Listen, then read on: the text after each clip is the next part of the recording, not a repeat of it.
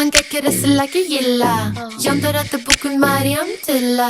Muhokamalar markazida bo'lgan Lola Tillayeva haqida o'z qizi Maryam Tillayeva fikr bildirdi. O'zbekiston birinchi prezidentining nabirasi va bloger Maryam Tillayeva o'zining Instagram sahifasida onasi Lola Tillayeva bilan munosabatlari haqida ochiq gapirdi. Onam bilan hozirda umuman aloqamiz yo'q. U yaqin qarindoshlarim ichida muloqotni butunlay uzgan yagona odam.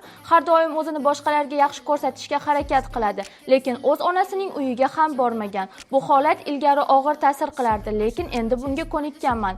Bloger 5 yildan beri onasi bilan gaplashmasligini, do'stlari ham bu oilaviy vaziyatga achinishini bildirib o'tgan. Mana endi faqat o'zimning baxtim uchun yashayman. Kim nima desa ham men o'zim istagan hayotni tanladim. Endi o'z oilamni qurishga bel bog'ladim, deydi Maryam Tillayeva. Bunaqa baxtli oiladan yuraklar xapqirib, insult bo'lish hech gap emas. Eng so'nggi yangiliklar uchun protsessga obuna bo'ling. Opa kelgan bo'lsa oyingga aytib ber.